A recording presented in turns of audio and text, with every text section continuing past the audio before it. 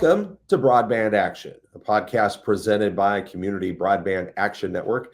I'm Curtis Dean, your co-host and executive director of C-Band, and we're really glad you're here, either watching or listening to us for our final episode of Broadband Action for the year. We've had a great year with some super guests and interesting topics. And as we head forward into 2025, we're really looking for your input. What are some ideas, some concepts, some topics that you'd like us to cover here on Broadband Action? And who are some of the guests that you like to see on here? We would love to hear from you. So if you think of something that you think would be a good topic for Broadband Action, for myself and my co-host John Willow to cover, just drop us an email. It's hello@broadbandaction.com. Again, that's hello@broadbandaction.com. Let us know what you think. We're going to be lining up topics right away after the new year. So we're hoping we can have some compelling content for you as we push forward into a whole new year.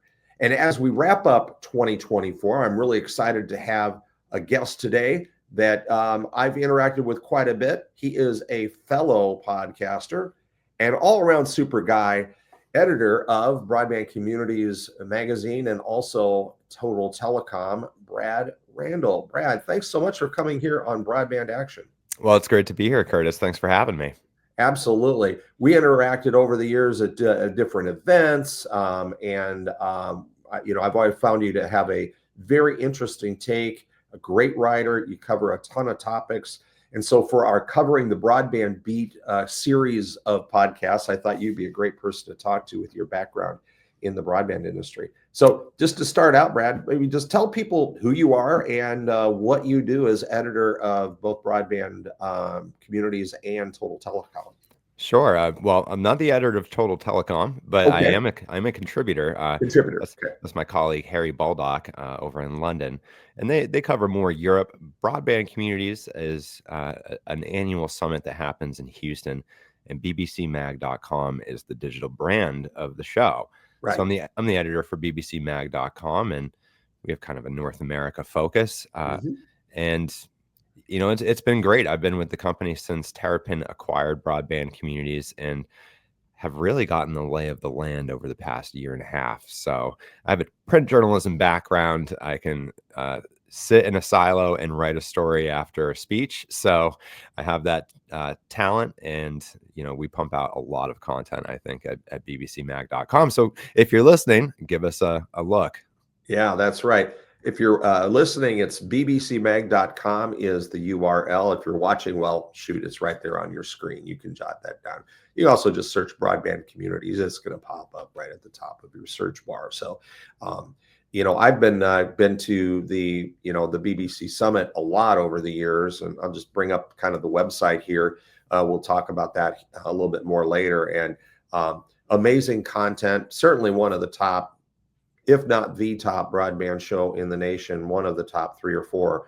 And, again, we'll talk about that a little bit more later, but, the content that you guys put together for that, you mentioned that BBC Broadband's Community Summit is kind of the big event, but that's not when the content stops. You're talking about the broadband industry every day of the year. And so let's talk a little bit about what that looks like for you. Producing a lot of content like that, as someone who is aspiring to be a consistent content producer, writing articles for our own newsletter, creating topics for our podcasts, I can tell you it is really not easy. Do you find it natural as a person with a journalistic background to come up with compelling content, write those stories, create those podcast topics, and produce those? I do, just because I've been trained in the art of journalism for so long.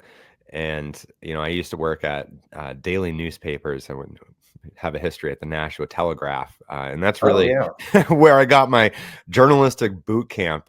I also had some amazing professors at St. Bonaventure University. If you're interested in journalism, I highly recommend them. I got taught by Pulitzer Prize winners in news writing classes who were a little bit like drill instructors when it came to news writing. If you made a mistake, they'd call you out in front of the whole class, and it's formulaic. So I think other people are surprised that I can do what I do, but other journalists are not because we know the struggle.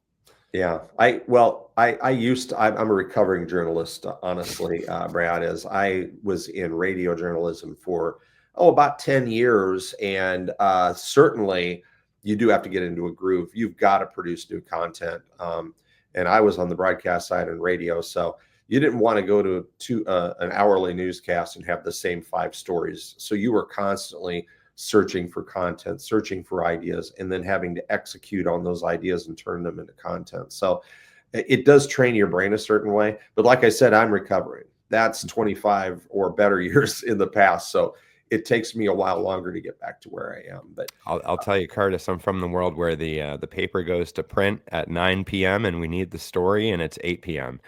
So, I'm a little bit accustomed to the deadline-driven world. So yeah, I don't freak out in deadline situations like many would. I can tell you from my days, there was nothing more more of an adrenaline rush than having that deadline Yeah. and hammering away at that story or article until the very last minute. When in your case, it had to go to press at 9. In my case, I'm still writing the story when the commercial is playing before the newscast, and then essentially running down the hall to the studio to get on the air with that. More than once, I went to air a little out of breath, and that's nothing that I would wish on anyone to, if they're in a broadcast medium, to be out of breath when you're trying to talk, because you need a lot of breath to present well on the radio or news or on TV or anything. So It is not a sustainable lifestyle. And, that's why I'm where I am. yeah, you're exactly right. I used to tell everybody that my radio habit was, I had to pay for my radio habit by having low wages and really terrible hours. So Yeah, you don't do it for the money. you don't do it for the money, you do it for the love. Well, there's certainly plenty of passion areas in the broadcast, or the broadband industry, I should say, as you cover with your various writings and content production. What are some of the, we're winding up a year and we're heading into a new one. So we had Doug Dawson on here, our last episode, and of course he shines the crystal ball and looks ahead. But let's look back a little bit. 2024. What do you see as some of the key developments in the broadband industry this previous 12 months? The previous 12 months has been the slowness of bureaucracy. And, I think it's a double-edged sword, right? Because obviously that has an impact on how people think about BEAD.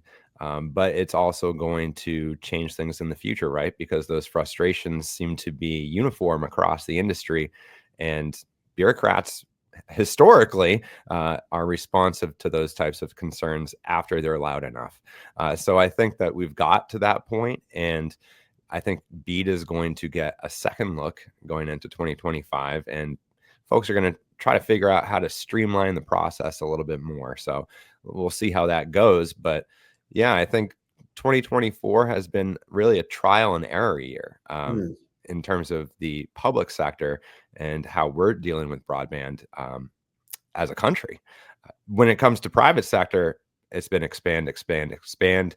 And then after the election, there's uncertainty. So I think mergers and acquisitions, we're going to see more of those stronger together, right? And in an uncertain world, folks are going to band together. And I think, that's another thing that we're ending 2024 with uncertainty. We don't know what's coming. And I don't have a crystal ball here, but I can tell you that broadband as a need will not go away. So how we address that is one facet, but the overall picture of the country needing broadband will remain. Yeah, the way I look at it, and you're exactly right, 2024 was the year of hurry up and wait. Right. We have so many, as a nation, we finally, I believe, grappled with the fact that broadband is essential. So we finally got past that, where it's not a luxury. We all are in agreement now, bipartisan across the board. It's an essential item for our country to thrive. Yay, good, we got that done. Okay, policymakers implemented programs to realize that and hopefully create that ubiquitous coverage that we all agree we need. Yay. But then we have to wait for the devil in the details, right? And as you know, a massive program like BEAD never goes quickly. No. The way I look at it as if, the kind of like we think about it as we think about back to like World War II, how fast we mobilized from Pearl Harbor to being a full-on military might. But it took 2 to 3 years for that mobilization of that national, and that was an absolutely national focus. It still took a while. A country this big, you just can't turn on a dime, can you? Well, I think there's some lessons learned from it, right? Because the Infrastructure Act, when it passed in 2021, that bipartisan legislation, uh, that was a snapshot in time, a representative of that moment. And right, the economy is fluid and things move, things change. So here we are in 2024, and that snapshot in time, it is no longer 2021. We have a Yeah. different market.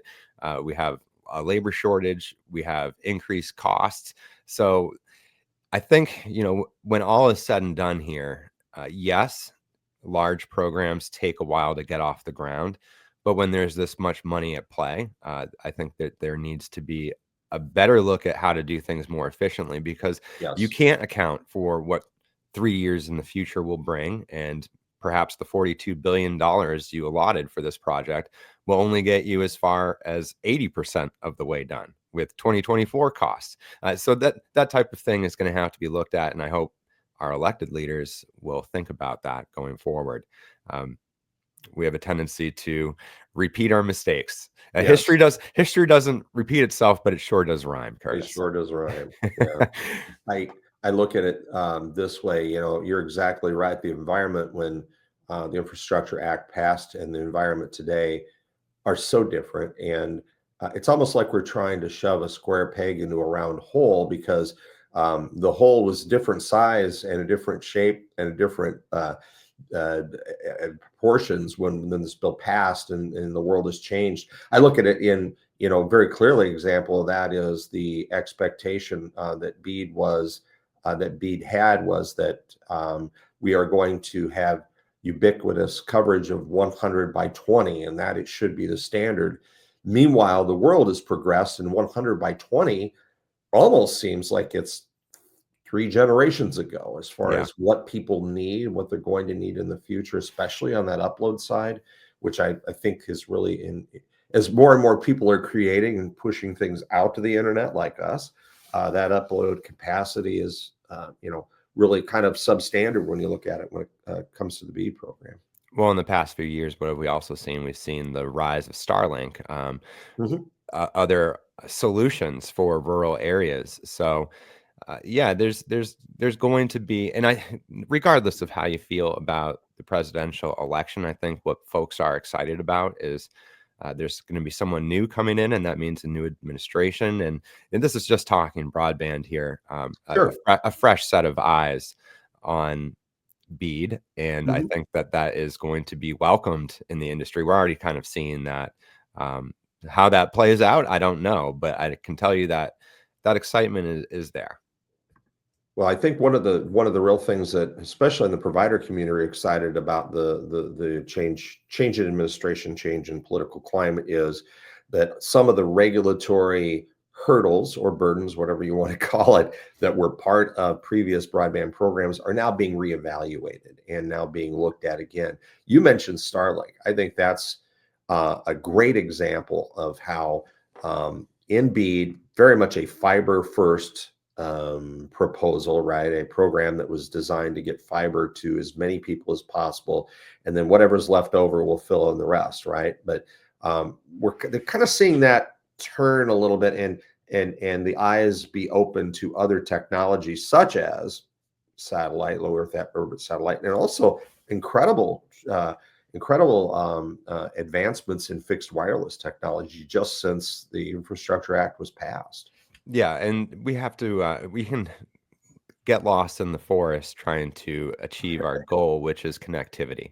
Yeah. So fiber is unbeatable when it comes to what it provides, how it can be scalable, the future proofing that it can give a community.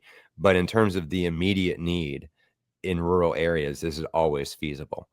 For instance, if someone lives 30 miles away from the closest town in Alaska, and that town is 300 miles away from the next closest town, is fiber going to make sense? And I think, the realistic answer is no. It won't make sense. It'll cost millions and millions of dollars. Yeah. So um, it's not working harder, it's working smarter. I think Starlink gives us that opportunity. And Brendan Carr, I don't know if you follow him on Twitter and some of his statements. He has been outspoken about some of the treatment he thinks that Elon's companies, Elon Musk, has Mhm. received. And I think some of that has been valid, because when you look at Starlink, it certainly offers a lot of advantages. Mhm. So I think we would be smart to utilize that. And it'll, what'll end up happening, Curtis, is it's going to end up saving money so that we can spend in other areas, and that's going to Right. be more broadband, because that 42.5 billion, that's not going away. That is legislated. My biggest concern about I absolutely agree with you. It's a problem. It's a problem solver, but my biggest concern has been that um, since Starlink is really the first to market, and certainly the first one to market with the capabilities, that we get locked into one platform, right? One Mhm. platform owned by one company, and that it might hopefully it wouldn't, but risk the continued innovation in that space, because we have Amazon, we have OneWeb, there are others out there that are poking the weeds at low Earth orbit satellite, and I would hate to say we get Starlink lock, and then these other platforms innovate and maybe are able to do something even better, and we say, like, no, sorry, we put all our chips on one company. Yeah, and that's not the worst problem to have, because you can get out of a tight spot. And so, if there is going to be innovation in low Earth orbit, I do anticipate Starlink will probably lead the way for that. Yeah, Um, they're probably always going to be one step ahead. I, Um, I I think so, yeah. and that's just because they had a head start. Right. And you even see, even before some of this change in, well, certainly change in administration, but change in political climate, states like Maine deciding right out of the gate that that's going to be their preferred solution for these most remote locations. Um, the way they're doing it is they're saying, we'll basically buy you the equipment, Mhm. um, but it's still $120 a month. I just wonder if that's a solution for many people, but it may not be a solution for those most vulnerable populations that just can't afford it. Yeah, and I will say, I was interested in the Supreme Court's recent decision, since this is kind of in the same realm, since we're kind of talking political here. We have a very conservative Supreme Court that likes to surprise people sometimes. Supreme Court just recently refused to take up a challenge to New York's affordable broadband law, which would cap broadband prices at, I think, $20 a month. Um, and so there's that component as well, where states are going to be doing whatever they can to fill the gaps. So even if we get locked in with Starlink, I do anticipate there will be gaps left after BEAD is completed, and those other technologies that may not even exist yet will have a chance to be implemented. Because let's be honest, anyone who's been covering BEAD knows that when this is over, we're probably not going to have 100% connectivity. Right, right. I mean, that's just, I think it was folly to think they could get to 100%. I like what Colorado said coming out of the gate is our goal is 99%. I liked that too. I noticed Yeah, that. because knowing there's no way. There's just, this guy lives up on that mountain, man. It's granite. We're not going to get Right, right. service to him probably. He So literally lives at the top of Pikes Peak. yes, yes. Let's just say that's a bridge too far, and move on. Do you think there's any chances, some are speculating, that BEAD funds may be clawed back for other administrative priorities like immigration reform or anything like that? I mean, it could happen.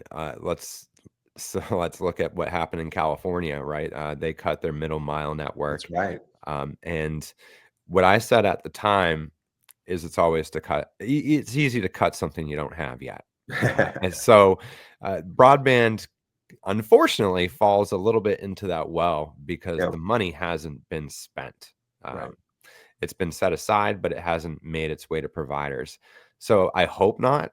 From what I've seen, there are some people in Trump's orbit that have a belief in broadband. So th- Yeah. this seems to be a bipartisan issue. I hope that will remain that way. One thing I am concerned, I would agree with you. I don't think the infrastructure portion of BEAD is probably threatened at all. I think there is very much a possibility that the digital inclusion elements of BEAD, beyond this first tranche of funds that states are just getting right now, I think that tranches 2 and 3, that other, I guess, 40% that's supposed to come later, that's probably not going to happen. Would you agree? Uh, knowing how the first administration went, I would say that that's possible. Yeah, Um, it really depends on who's going to step up and defend that money. that's a Uh, great point. and if he That's has, if there are people that he trusts, um, yeah. or that people in his orbit trust, it's an X factor, right? You don't know. It's a wild card. So he didn't say much about broadband in his first term, but he did do some things to help it. So we'll have to keep our eyes peeled for that. Yeah, you're absolutely right. I totally agree with that. I think that what has impacted most is, well, first of all, the word digital equity. The word equity has taken on a negative connotation politically across the country. Yeah. And so that was my one of my concerns has been, oh, it's got the word equity in it, it's out of here. Whether it be hiring practices or university admissions or whatever, it's out of here. And yeah, I didn't know if equity was ever the right term to use. I like to use the word empowerment, because what you're really talking about is giving people the tools to take advantage of the digital economy. Um, and so that may fall into the abyss of political whims in our nation. Now since you've covered the industry for a long time, I want to ask about that, because I've asked guests this in the past. Um, in a nation with political whiplash, every 4 to 8 years we flip from one side to the other. How do we build long-term sustainable policies for things like infrastructure that last many decades? Well, how did we do it in the 30s? We did it with a bipartisan belief in the need. So I think our strongest asset going forward in the political climate where it kind of oscillates back and forth and there's a baseline of uncertainty. Our best asset is those mayors, small town mayors, Mm, county leaders who have been fighting the war for the past few years on the front lines in their communities, and they know the need. They may be Democrat, they may be Republican. I mean, I've spoke to people who have as devout a belief in broadband from Democrat Mississippi Delta and rural Wyoming, and yeah, you would not know who's saying what, because if you just looked at the transcript, the content is the same. And that's kind of where I go back to the funds that you asked earlier about. Will those be cut? There's been a lot of time over the past few years while BEAD has kind of been getting off the ground for people to see the need and yeah, to pump this up to their own communities, Republican mayors in small towns, and we have to think, who is this going to most impact? The rural connectivity developments. I mean, we know that Republican voters are predominantly rural, so right. and that's the thing. Do they want to cut programs that will positively impact their own self-interest? And how do politicians think? They usually don't think like that. So, Right. uh, I tend to lean towards things will be fine, but you can have me on next year and we can see how that went. It's amazing how sometimes a something as simple as bringing home the bacon can override what might be a base political belief in, small government versus big government. But when you're against big government, but it makes your constituents smile, that's hard to turn down. Well, I will say this, Curtis.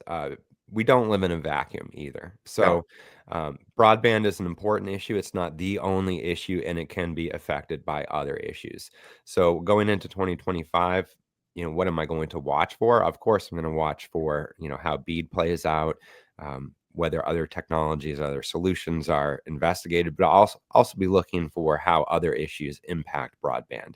I mean, tariffs for one, or exactly. deportations. How do those issues impact our industry? I wish I had all the answers. I don't, but Yeah. I tend to think that there will be impacts. I don't know what they will be. I think that you're exactly right. Some national priorities, and especially as those priorities change, are going to directly conflict with other national priorities. And when it comes to, we've got a tremendous amount of infrastructure that's going to be built over the next few years when it comes to broadband in particular. And we already lack the workforce to get that done cost effectively and quickly.